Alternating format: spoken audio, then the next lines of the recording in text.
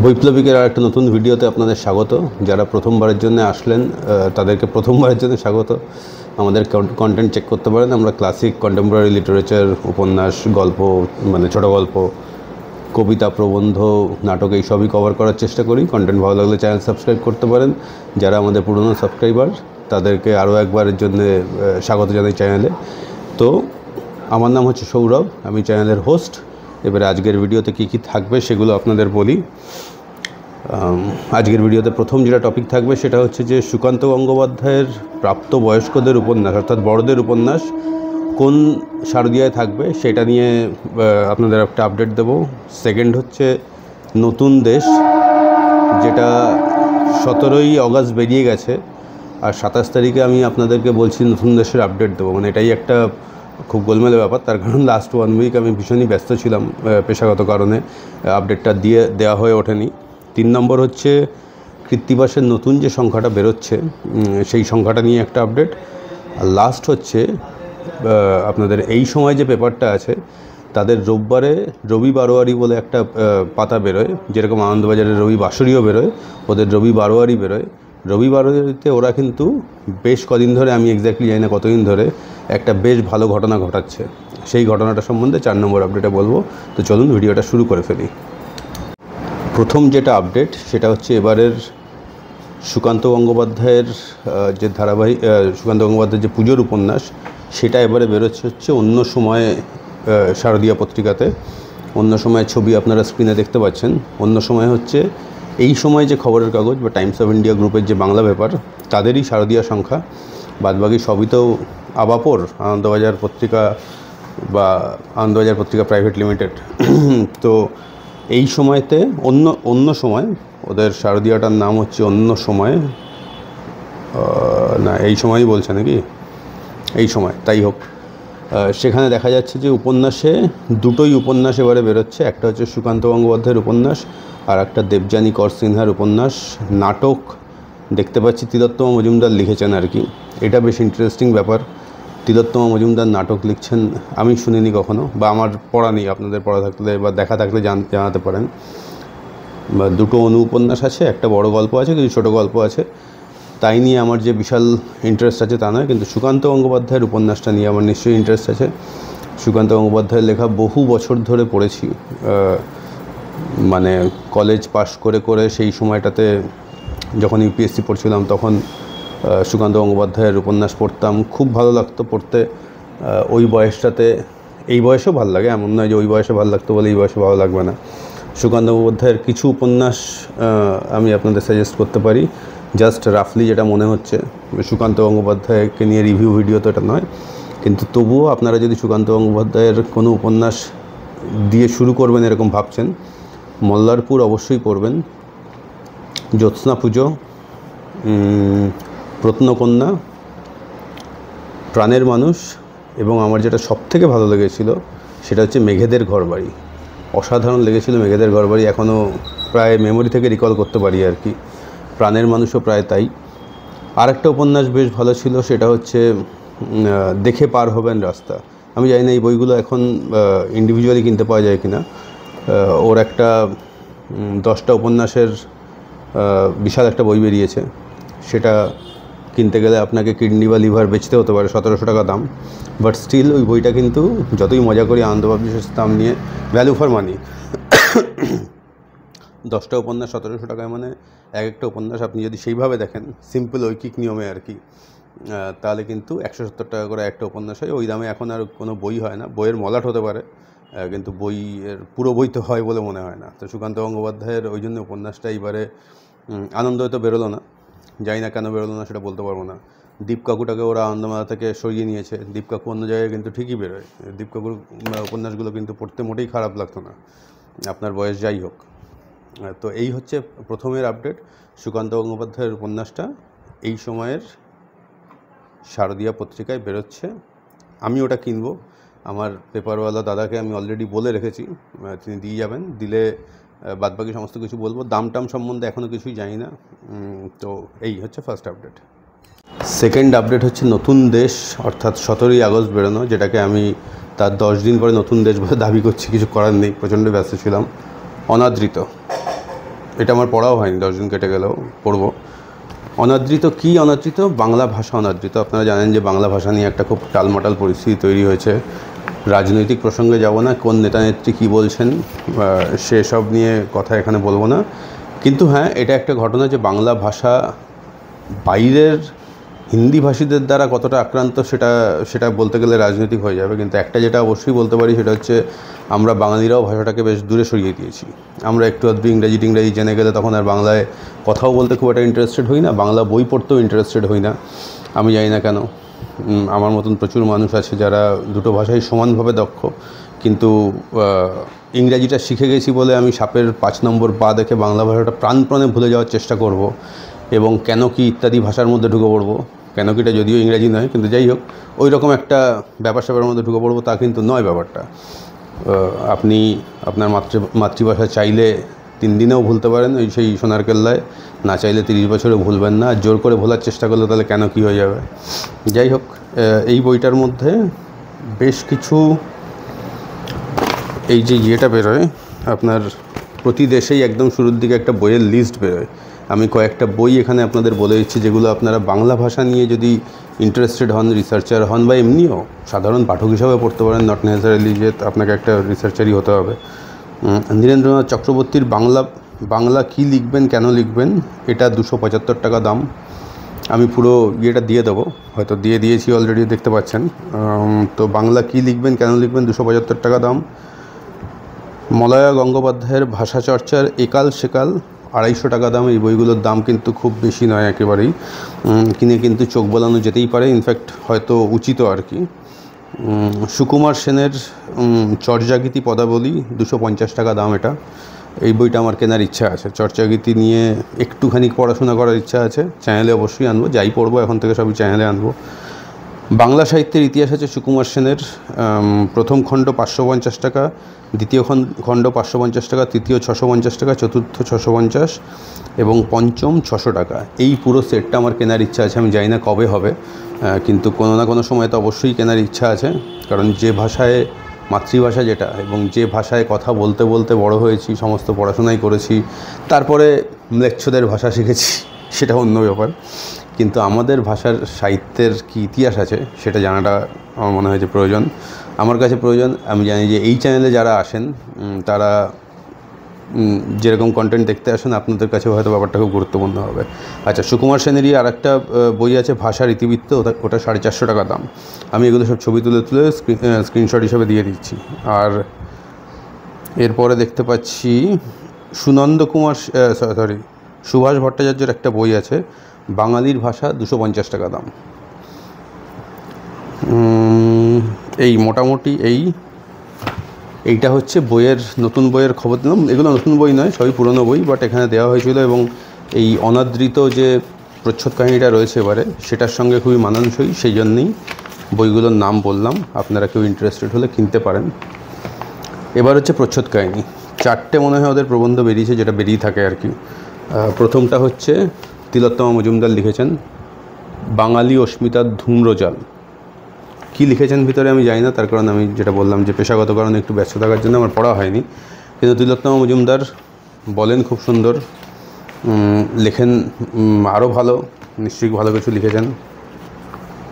এটা হচ্ছে পরেরটা, দ্বিতীয় প্রবন্ধ।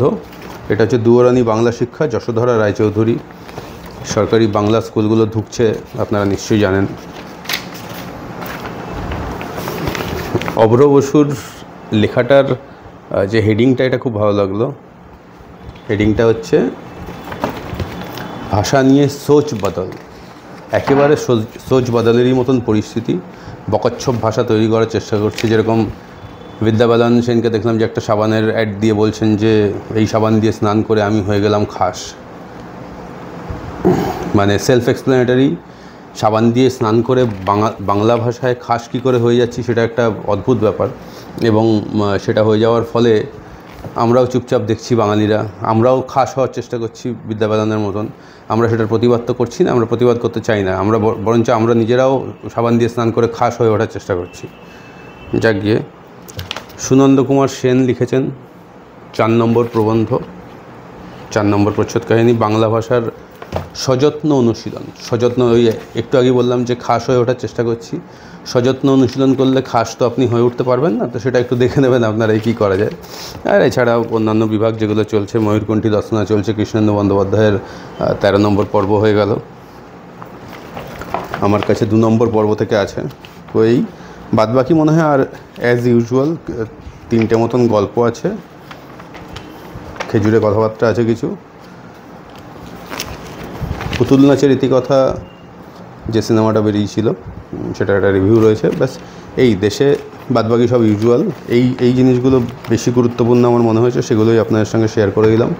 এই ছিল হচ্ছে সেকেন্ড আপডেট। 3 নম্বর আপডেটটা হচ্ছে প্রতিভাসের থেকে বেরোনো কৃত্তিবাস যে মাসিক পত্রিকাটা, তাদের 1 সেপ্টেম্বরের ইস্যুটা আসছে হচ্ছে উত্তম একাই 100। ছবিটা দেখতে পাচ্ছেন, ছবি আমি দিয়ে দিয়েছি। এবার উত্তম কুমার সম্বন্ধে আর আমরা কি বলবো, নতুন করে বলাই বাহুল্য আর কি। বরঞ্চ কাজের কথা বলি, যে কথা কোটি কোটি মানুষ বলছে, যার কথা বলে অনেকের সংসারও চলছে, তার কথা নতুন করে এখানে আর বলে নতুন কিছু অ্যাড করার আছে বলে মনে হয় না। তো কারা কারা লিখছে উত্তম কুমার সম্বন্ধে সেটা বরঞ্চ বলি। সাবিত্রী চট্টোপাধ্যায় উত্তম কুমারের সঙ্গে সবচেয়ে বেশি ছবি যদ্দূর আমার মনে পড়ছে সাবিত্রী চট্টোপাধ্যায় করেছেন। যদি অন্য কেউ করে থাকেন একটু বলে দেবেন, কিন্তু আমার মনে হচ্ছে সাবিত্রী চট্টোপাধ্যায় সবচেয়ে বেশি ছবি করেছিলেন। লিলি চক্রবর্তী, রঞ্জিত মল্লিক, প্রভাত রায়, রঞ্জন বন্দ্যোপাধ্যায়, মৌসুমী চট্টোপাধ্যায়, বিপ্লব চট্টোপাধ্যায় এবং আরও অনেকে আছেন। প্রথম দিকের যারা লিখেছেন তারা সবই নিজের নিজের রাইটে একদম পুরো লেজেন্ড। সাবিত্রী চট্টোপাধ্যায়, লিলি চক্রবর্তী, রঞ্জিত মল্লিক, মৌসুমী চট্টোপাধ্যায়, রঞ্জন জাগিয়ে, প্রভাত রায়, এরা সবাই লেজেন্ড আর কি। বেরোচ্ছে এটা 1 সেপ্টেম্বর, আপনার যেরকম বললাম। বইটার দাম হচ্ছে অ্যাকচুয়ালি 100 টাকা। পেজ থাকছে হচ্ছে 150 পেজ। যদি বাড়িতে বসে ওয়েস্ট বেঙ্গল বা যে কোনো জায়গায়, ভারতবর্ষের যে কোনো জায়গায় বাড়িতে বসে যদি এই সংখ্যাটা পেতে চান, তাহলে আপনাকে হোয়াটসঅ্যাপে এটা অর্ডার করতে হবে। হোয়াটসঅ্যাপ নাম্বারটা আমি দিয়ে দিচ্ছি যদি আপনারা দূরে থাকেন, কারণ কৃত্তিবাসের সার্কুলেশন খুব বেশি নয়। দেশ পাক্ষিক পত্রিকার মতন এত কিন্তু মানে যে কোনো স্টলে গেলেই আপনি পেয়ে যাবেন এরকমটা হবে না, হুইচ ইজ ভেরি আনফর্চুনেট। যাই হোক, আপনারা এটা হোয়াটসঅ্যাপে অর্ডার করতে পারেন। 160 টাকা তাহলে পড়বে। আমি হোয়াটসঅ্যাপ নাম্বারটা দিয়েছি, যেখানে কিন্তু আপনারা প্রতিভাস থেকে এটা কৃত্তিবাসের নতুন কপিটা অর্ডার করতে পারেন। সেটা হচ্ছে একটা ব্যাপার। প্রতিভাস নিয়ে আমাদের চ্যানেলে একটা ভিডিও আছে, সেই ভিডিওটার লিঙ্কও আমি ডেসক্রিপশন বক্সে দিয়ে দিচ্ছি, আপনারা চাইলে সেই ভিডিওটা চেক আউট করতে পারেন। সেখানে কিন্তু কৃত্তিবাসের অনেকটাই ইতিহাস আমরা কভার করার চেষ্টা করেছি, এবং ওরা ডিফারেন্ট টাইপের ইস্যুস কী করে, কতটা ভালো হয় কতটা ভালো হয় না, কারা কারা লেখেন, সেই সমস্ত কিছু সম্বন্ধে বলে দেওয়া আছে। তো এই ছিল আমাদের 3rd আপডেট। এবারে হচ্ছে 4 নম্বর আপডেট। যেরকম আনন্দবাজারে প্রতি রোববারে রবিবাসরীয় বলে একটা ক্রোড়পত্র বেরোয়, যেখানে ধারাবাহিক উপন্যাস, গল্প ইত্যাদি থাকে, কিছু প্রবন্ধ থাকে, মানে একটা প্রবন্ধ থাকে, বেশ ইন্টারেস্টিং এবং বহু বছর ধরে বাঙালির জীবনযাপন মননে একদম পুরো ঢুকে রয়েছে। ঠিক তেমনই এই সময় টাইমস অফ ইন্ডিয়া গ্রুপের বাংলা পেপার, তাদেরও কিন্তু রোববারে রবিবারওয়ারি বলে একটা পাতা বেরোয়। সেখানেও কিন্তু গল্প বেরোয়, 2টো গল্প বেরোয়, প্রবন্ধ বেরোয়, এরকমই আর কি। ওরা একটা কিন্তু ভয়ানক কাজ করছে। তো সেটা হচ্ছে যে আজকে 27 তারিখ, 24 তারিখের 24শে অগস্টের রবিবাসরীয়টা, এই রবি বারোয়ারিটা দেখছিলাম আর কি পাতা উল্টে, যখন এই সময়টা নিয়ে বসলাম। তো দেখতে গিয়ে দেখলাম যে ওরা রবি বারোয়ারির 2 নম্বর পাতায় একটা অনুবাদ গল্প ছেপেছে। কার অনুবাদ গল্প? কোন সেই লেখক? লেখকের নাম হচ্ছে আর্নেস্ট হেমিংওয়ে, নোবেল লরিয়েট। তার লেখা ওরা বাংলায় অনুবাদ করেছে। এটা হচ্ছে পুরো গল্পটা, পুরো পেজটা 1 পাতার মধ্যেই হয়ে গেছে। অনুবাদ করেছেন শৈলেন সরকার। আমি ভদ্রলোকের নাম আগে কখনো শুনিনি, সেটা আমার না শোনার দোষ হতে পারে। আমি ভদ্রলোক সম্বন্ধে কোনো রকম কোনো ক্রিটিক্যাল বা নেগেটিভ ফিডব্যাক দেওয়ার জায়গায় নেই। বাট শৈলেন সরকার ভাষান্তর করেছেন এই সময়তে সাদা হাতির মতন পাহাড়, এই গল্পটার অনুবাদ বেরিয়েছে, যেটার মূল গল্প হলো হিলস লাইক হোয়াইট এলিফ্যান্টস। এবং শুধু তাই নয়, ওরা নিচের দিকে যেটা করেছে, আর্নেস্ট হেমিংওয়ের একটা ছোট্ট জীবনী দিয়ে দিয়েছে, একটা রাইট আপ আর কি, ছোট্ট। অসাধারণ একটা সিস্টেম এরা চালু করেছে। তার কারণ আমাদের প্রচুর বাঙালি পাঠক আছে, যারা ইংরাজি ভাষায় অতটা সড়গড় নয়। ইংরাজি ভাষায় সড়গড় হতে হবে এরকম কোনো ব্যাপারও নেই। আর সড়গড় হলেই যে সাপের 5 পা দেখা যায় সেটাও নয় আর কি, ওটাও একটা ভাষাই শুধু। কিন্তু হ্যাঁ, প্রচুর বাঙালি পাঠক আছেন যারা ইংরাজি ভাষায় সড়গড় নয়, কিন্তু এই সব গল্প তো পড়ার দরকার তাদেরও। মানে লিটারেচার তো লিটারেচারই, বাংলা ভাষা হোক, ইংরাজি ভাষা হোক, ফ্রেঞ্চ লিটারেচার হোক, জার্মান লিটারেচার হোক, north American, south American, Asian, এই আপনি জাপানিজ, সাউথ কোরিয়ান, যাই বলুন, লিটারেচার তো লিটারেচারই। যদি অনুবাদে সেটা নিজের ভাষায় পাওয়া যায়, নাথিং লাইক ইট, অসাধারণ একটা ব্যাপার। তো সেই সুযোগটাই ওরা করে দিচ্ছেন। আর্নেস্ট হেমিংওয়ে এখানে বলে রাখা ভালো যে খুব অল্প বয়স থেকে আমার খুব ফেভারিট রাইটার। 21-22 বছর বয়স থেকে আমি আর্নেস্ট হেমিংওয়ে পড়তে শুরু করি। আমি তার প্রথম যে বইটা পড়েছিলাম, দ্য স্নোজ অফ কিলিমাঞ্জারো, অসাধারণ লেখা আর কি। এর মধ্যে আরও অনেকগুলো গল্প আছে। Snows of Kilimanjaro it's like, এটা একটা নভেলার মতন আর কি, অসাধারণ লেখা। যদি আপনার ইংরাজি ভাষায় পড়তে কোনো অসুবিধা না হয়, যদি সেই ভাষায় আপনি দক্ষ হন, তাহলে অবশ্যই এই বইটা যদি না পড়ে থাকেন বা এই নভেলাটা যদি না পড়ে থাকেন, অবশ্যই পড়বেন। Highly recommended. Nobel laureate, not only that, মানে নভেলাটা অসাধারণ। ফেয়ারওয়েল টু আর্মস আমার আরেকটা খুব অল্প বয়সে পড়া বই, হেমিংওয়ের। ওই 24-25 বছরে পড়েছিলাম, শেষের দিকে কেঁদে ফেলেছিলাম আর কি। অসাধারণ লেখা। হেমিংওয়ের লেখার একটা ভয়ানক ইনফ্লুয়েন্স আমার উপরে আছে। উনি একটা লেখার পদ্ধতির জন্ম দিয়েছিলেন, সেটা হচ্ছে আইসবার্গ মডেল। আইসবার্গ মডেলটা হচ্ছে, উনি কোনো রকম নাটকীয় বা অতি নাটকীয় কোনো রকম সেন্টেন্স লিখতেন না, ঠিক যেটুকু লেখার দরকার সেটুকুই লিখতেন। পাঠককে বুঝে নিতে হতো যে তার পিছনে কী কী সিন চলছে আর কি, কী কী ব্যাপারগুলো ঘটতে পারে। এই জিনিসটাকে বলা হয় আইসবার্গ মডেল। অর্থাৎ লেখায় লিখতেন উনি এইটুকু, তার নিচে এতখানিক একটা জায়গা থাকতো, নিচের হাতে তুলতেই পারছি না, উপরে এইটুকু, তার নিচে এতখানিক জায়গা থাকতো, যেটা পাঠককে বুঝে নিতে হতো। সেই জন্যে যারা বিগিনার রিডার, যারা সবে বই পড়তে শুরু করেছেন, তাদের জন্য কিন্তু হেমিংওয়ে খুব সহজ নয়। কিন্তু যারা প্রো লেভেলের রিডার, বহুদিন ধরে পড়ছেন, এবং নট অনলি পড়ছেন, বহুদিন ধরে ভূতের বই পড়ছেন না, বহুদিন ধরে ভূতের বই পড়ে কোনো কিছু হবে না। যারা ভালো বই পড়ছেন, সাহিত্য পড়ছেন, বাংলা হোক যে কোনো ভাষায় হোক সাহিত্য পড়ছেন, তাদের জন্য হেমিংওয়ে কিন্তু সোনার খনি। সোনার খনি বলুন আপনি, রূপোর খনি বলুন, বা যা খুশি বলতে পারেন আপনি। তো হেমিংওয়ে হাইলি রেকমেন্ডেড। যদি আপনার ইংরেজিতে অসুবিধা না থাকে, অরিজিনাল ভাষায় পড়তে পারেন। যদি অসুবিধা থাকে তাদের জন্য কিন্তু বেশ কিছু অনুবাদ মনে হয় এই মুহূর্তে বাংলায় আছে। এখানে একটা ছোটো গল্প বেরিয়েছে, আই এম শিওর যে ওরা আবার কোনো এক সময় হেমিংওয়ের গল্প ছাপবে। তো এইটা হচ্ছে হেমিংওয়ের 24শে অগস্টে বেরোনো ছোটো গল্প। এটা দেখেই আমার মনে হলো, আচ্ছা ওরা কি এটা মানে একবার মাত্র এই কাজটা করলেন নাকি প্রতি সপ্তাহে করেন। এবার খুঁজে খুঁজে পুরনো কিছু আমি রবি বারোয়ারির পাতা খুঁজে বার করলাম, এবং খুব আশ্চর্যজনকভাবে 7 অগস্টে একটা পেলাম, সেটাতে মপাসার গল্প ওরা অনুবাদ করেছিলেন। অন্ধ মানুষটি, মূল গল্পটা হচ্ছে দ্য ব্লাইন্ড ম্যান, লেখক মপাসা, এবং একই রকমভাবে নিচে মপাসার একটা ছোট রাইট আপ দেওয়া রয়েছে। এই গল্পটা অনুবাদ করেছিলেন হচ্ছে অংশুমান কর।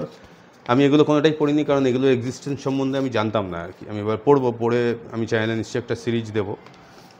তারও পিছনে গেলাম, মানে আরও একটা খুঁজে পেলাম 27শে জুলাই। সেখানে আলেকজান্দ্রা দুমার গল্প পেলাম, যেটা অনুবাদ হয়েছিল। মপাসা সম্বন্ধে বলে নিই। মপাসা যদি আপনারা না পড়ে থাকেন বা পড়তে ইন্টারেস্টেড হন, আগেইন যদি আপনার ইংরেজি ভাষায় কোনো সমস্যা না থাকে, রূপা পাবলিকেশন, ইন্ডিয়ান পাবলিকেশনের, এখানে কিন্তু মপাসার সব গল্পই এর মধ্যে রয়েছে। রূপা পাবলিকেশন, দাম 195 টাকা। ভেবে লাভ নেই, তার কারণ এটা আমার 2001-এ কেনা বই, আমার খোদাই করা থাকে। 2001-এ কেনা বই। হোপফুলি ফোন নাম্বারটা দেখতে পেলেন না, দেখতে পেলে ফোন করবেন না ওখানে, বা হোয়াটসঅ্যাপ করে দেবেন আগে। যাই হোক, তো এইটা হচ্ছে মপাসার বই, এটা হলো। আর আলেকজান্ডার দুমার বিখ্যাত উপন্যাস হচ্ছে the count of Monte Christo. ওটা আমার জীবনে পড়া একদম শুরুর দিকে সেকেন্ড ইংরাজি বই আর কি। 1999-এ পড়েছিলাম অবধি। এত মোটা বইটা আছে আমার কাছে, কিন্তু অন্য ঘরে একদম উপরে তোলা রয়েছে, মানে ওটা এখনও নামানো যায়নি। তো আলেকজান্ডার দুমা অসাধারণ লেখা। অসাধারণ লেখক, তার একটা ছোট গল্প। এই 3টে ছোট গল্পর কোনোটাই আমি পড়িনি, যে কারণে আমি পেপারগুলো জমিয়ে রাখবো, আমি পড়বো এবং চ্যানেলে রিভিউ দেবো। এই হচ্ছে এই সময়ের রবি বারোয়ারির কাণ্ড। যদি আপনারা এরকম অসাধারণ লেখকদের অনুবাদ গল্প পড়তে চান, তাহলে অন্তত রোববারে কিন্তু এই সময় পেপারটা নিতে পারেন। সেখানে কিন্তু এই জিনিস পেয়ে যাবেন। আমি বলবো যে একদম কমপ্লিটলি ওয়ার্থ। বহির্বিশ্বের যে লেখালেখি, এবং নট অনলি লেখালেখি, মানে স্যালি রুনির মতন একদম ইয়াং বা কন্টেম্পোরারি রাইটার নয়, যেগুলো শ্যালো রাইটিং যেগুলোকে বলে, এরা সব নোবেল লরিয়েট, এবং এদেরই গল্প উপন্যাস সমস্ত কিছু অক্সফোর্ড কেমব্রিজে পড়ানো হয় আর কি, বা ইয়েল ইউনিভার্সিটি, সারা পৃথিবীর বিভিন্ন ইউনিভার্সিটিতে পড়ানো হয়। সেই স্বাদ পেতে চাইলে কিন্তু অবশ্যই এই সময় আমি রেকমেন্ড করবো যে আপনারা রোববার দিন নিয়ে দেখতে পারেন। তো এইটা ছিল হচ্ছে লাস্ট আপডেট। এই আজকের ভিডিও ভালো লাগলে লাইক করতে পারেন, শেয়ার করতে পারেন। ভিডিও কেমন লাগলো কমেন্ট করতে পারেন। যারা নতুন সাবস্ক্রাইব করছেন বা পুরনো যারা করেছেন, নোটিফিকেশন এই বেল বাটনটা ক্লিক করে দেবেন, তাহলে যাই ভিডিও আমাদের আসবে, লং ফর্মের ভিডিও হোক, শর্ট ফর্মের ভিডিও হোক, আপনারা সঙ্গে সঙ্গে নোটিফিকেশান পেয়ে যাবেন। পছন্দ মতন দেখতে পারেন, বন্ধুদেরকে রেকমেন্ড করতে পারেন। এই বলার, দেখা হবে পরের ভিডিওতে। ভালো থাকুন, ভালোভাবে পড়তে থাকুন।